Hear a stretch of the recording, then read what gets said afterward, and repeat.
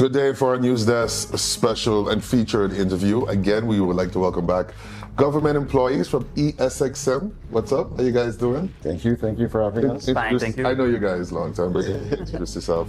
So, Femi Badajo, I'm the head of IT for Government of St. Martin, and also the lead for the digital leadership team, which is the implementing team that is, overseeing the project from the government side, of course. Right. And with me, I actually have my colleague. Good morning, everyone. Michelle Williams from the ICT department, senior project manager, and really busy with Femi and the team for implementing a lot of these different projects. I love that. Busy. You know, we had maybe a couple months ago, we had our first interview. Yeah. Where is the project now? So we've really transitioned heavily, and I think it was highlighted before as well. We've transitioned more into a delivery phase right now. So right now we're implementing a lot of solutions. A lot of projects are ongoing, so it's keeping us very busy, of course. And so, we're getting closer and closer for things to be coming out to the public. And, this is an opportunity for us to start to, publicize what we're doing and publicize what is to come, and, hope everyone gets prepared for it. Could you explain one more time? Because you just mentioned in the delivery phase, we're going to get into the public's going to need to know because they're going to be involved. Could you explain e-services and what sort of data exchanges could we expect? Yeah, so with the e-services, and I mean currently right now we have a portal online that you can request services and so forth, right? Oh, yes, like registration forms. Exactly. Pay for your vehicle tax and so forth online. I think I recently heard licensing department is. So we've been working with them as well, and of course continued engagement with them. However, we're looking at how do you redesign that and make it even more simpler and easier for the public, not only to access services, but just go through the whole process, full transparency and so forth. Right now, there's still requirements to upload, for example, proof of identification and so forth. So you might have to upload your passport or your ID and so forth. So, but with things like EID that we're also, currently working on and so forth, and with the redesigned e-services platform, electronic service platform, the idea is that you will be able to have much more simpler process. You won't have to be required to upload these type of documents that we already have, and that kind of stuff. So, and then when you talk about the data exchange, that is where some of those things really gets, seen or not seen actually, but you just feel it at the end of the day. So, yeah, because it feels like the end of the runaround, as you would call it. When you have to go to one department, take a document. That's the goal. Go to another department. I think also it even goes further than that, because it's also about sometimes you have these processes where it jumps from the digital world on the screen back into the real world, and then you have to scan something and get it back digital. And we're really trying to now make these processes as seamless and as fully digitalized and automated as possible, so that you're not jumping from send this but scan that and we'll send you back something so that you can print it, sign it, send it back to you. So we're really trying to digitalize and simplify those processes. I don't want to. Nobody quote me on this, but this is just an example, so more people can maybe understand. So let's say I go to somewhere in VSA when the system is totally integrated. I go somewhere in VSA and they require me to have to bring a passport, or bring a registration paper, a proof of address. So are you saying? And this, I know this sounds weird. So happy to have this reaching 2026, but it's here.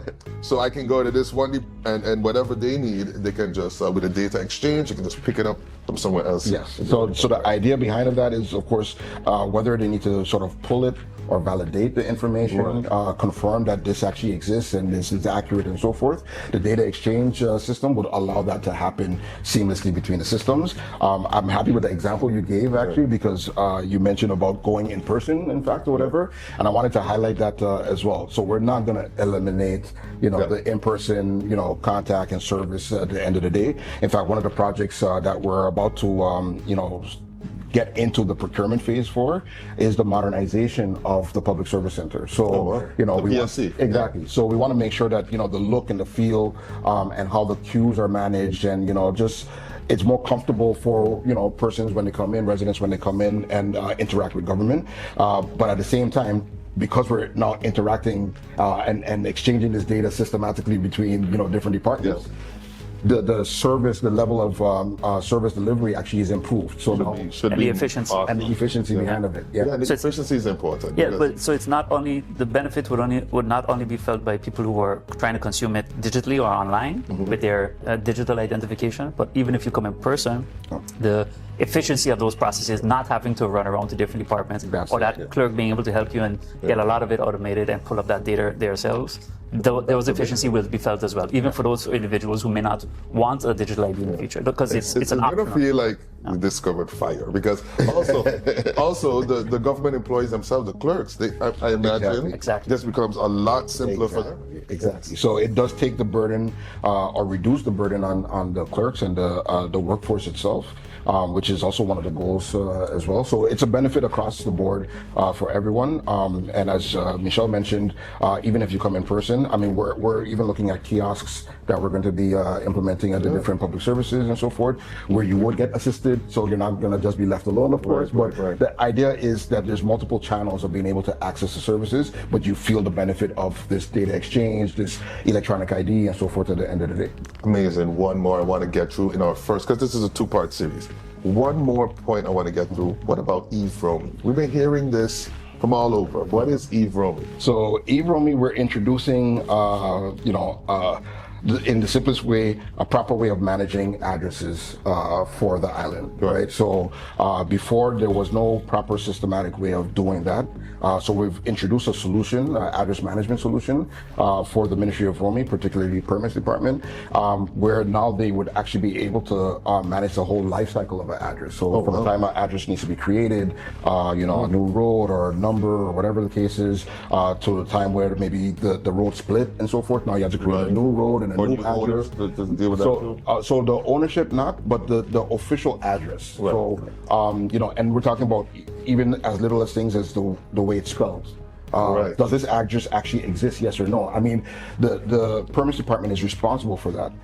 So we've seen issues before where we're accustomed of the way that culturally we have, for example, salt reward. We always refer to it as salt reward, but it's actually reward. Reward. And then you got upper and lower Princess Quarter. Exactly. Princess. But they refer to it as princess, but it's actually princess. Yes, exactly. Apostrophe S. Oh yes, it is princess. So that's how you were going to KB and Colby and okay, so you know of it. So but a lot of people culturally, I mean, we grew up knowing it one way, where officially it's actually a different address, right? And all these other systems that have their addresses stored, I mean, they're capturing it in one way or the other. So now you're creating not just a way to manage the address, but like a full database of the official addresses that everyone eventually can tap into. And that's official. With I'm sure, GPS points. Exactly. Amazing. But on the island, a very major thing we always talk about when we get into computers and AI and all of this, cybersecurity. How is ESXM dealing with our government and cybersecurity? So what we've done in the past, actually, we've implemented or actually updated our cybersecurity systems, actually. So we've introduced or installed new next generation cybersecurity systems and so forth that can, better help us detect threats and, do the whole analytics and so forth behind of that as well. One of the future projects that we hope to also work on is implementing sort of what we refer to as a security operations center. So basically how you continuously do the monitoring of these threats and so forth like in the future. A security department. Exactly. So of course, because of certain constraints, we're looking at, partnering with someone to be able to support that as well. But that is actually something that we're looking at in the future. However, what we've also done is, implemented this cybersecurity awareness training for, the civil servants. Because there's a lot of little things that help cybersecurity. I mean, they're the front line. They're the first line of defense, actually. So if they're not properly equipped and knowledgeable of how to handle or how to identify threats, you know what I mean? When you talk about cybersecurity, you're referring to phishing emails and suspicious emails that actually starts the whole attack. You're not a child. We say, Dad, Or stop even saying yes to those things. Exactly. We all deal with our parents. Exactly. But even as simple as things as make sure to lock your computer if you walk away from it. Correct. Those kind of things. Or don't, we've had situations in the past where people wrote down their passwords and had it on their desk or Stick it on the yellow. exactly. Yeah. So I mean, by going through this awareness training and so forth, they're better equipped. They're more comfortable and confident in being able to identify not just the threats but best practices. How do I handle information? How do I handle identifying suspicious emails? What not to do with my passwords and so forth, for example. Yeah. So, we've been encouraged with the fact that there's been a lot of participation from the civil servants, and this is an ongoing effort. So while the project introduced the implementation of this, the idea is, of course, on a regular basis, every year that civil servants are required to go through this training. Yes, exactly. That's great to hear. Another important aspect of anything going at this scale and this important to the way we move forward is the legal framework. I know legal takes long with every. Oh, you're pointing at Michelle. He is now my internal expert. I'm knee deep in the middle of it. What does it take to have a proper legal framework, one, and where are we when it comes to that? So I think that's a great question, and one of the major things that are guiding us on this, because there's a lot of legislative instruments that we're doing in part of this project, and I'll tip quickly into the overview of them. But one of the major guiding points that we have, and the PM even really stressed this, is we have to look at these. We don't want to reinvent the wheel, so we have to look at these big frameworks and standards internationally. But then we also have to scale it down to our size and make sure it meets us there. We also have to adjust it somewhat when it comes to our cultural aspects and make sure that it meets our needs. And then, of course, engage with the stakeholders to capture any use cases that kind of underscore a lot of the different challenges that we're facing currently. And the legislation. Think about me. Exactly, but the legislation has to reflect and address all of those kind of aspects. So that's really what we've been doing. So we're working with a lot of different vendors, international vendors, really specialize in these topics. And it's legislation for the EID itself, because all of this has to be grounded in legislation. The exchange of data, how it has to be done, the identifier itself. So everyone is going to receive a unique identification number. Which would come to replace our local ID numbers, which is going to be already in itself a change for the island. A big one. It's going far, exactly. It starts even with that. Then we're talking about enterprise architecture and integration. Enterprise architecture really talks about how things are coordinated. It's not just happening, but happening by design. It's functioning as it should function because somebody thought about it. And then we get into legislation regarding cybersecurity, personal data protection, and open data. And these are topics that are really going to go not just for government and how we interact with and do process data, but also how companies on the island need to pull up their socks in terms of make sure your data is being handled properly, that their cybersecurity has to be to a certain extent to meet a certain standard, and open data is really going to talk about how government needs to adopt certain standards and making sure that information is readily available. So the public, but also potential businesses can make use of that data. Definitely. A great example of that would be, for example, to say what are the statistics on births in a certain district, because maybe for a business such as a daycare, it's important to know, hey, maybe that's a branch I should be opening up in this district because there's really a lot of births happening in that. And then with the e-Vromi, you know what area. Exactly. So it really comes together in a lot of different ways. It's all connected. Really. It's all connected. Yeah, I know you guys are highly capable guys, but I know it's not just you two that have put this together. Could you just let the public know, the departments, who's involved with doing such a major and critical project? No pressure, but if this goes wrong, it goes wrong. But who all is involved, and how do you come about taking a government from, if we go back to the old building, taking the government from the old building, now you're in a new building for 10 years, but now this new building, bringing everything up to basically how we behave wherever we go around the world. Sure. And we have to deal with governments. Sure. You guys are doing that in 2026 on a different level. Who's involved? So let's start off actually with the fact that it is a trust fund project at the end of the day. So this was pretty much birthed out of everything with Hurricane Irma, and it was a prioritized one. It was a prioritized one. The then Prime Minister Leona Romeo, she really emphasized having this in place and so forth. So she was really championing this, and I mean since then, up to our current Prime Minister has really been a huge sponsor of this project as well. So it does involve World Bank, of course, and NRPB, who's supporting us in the whole implementation and so forth of this project.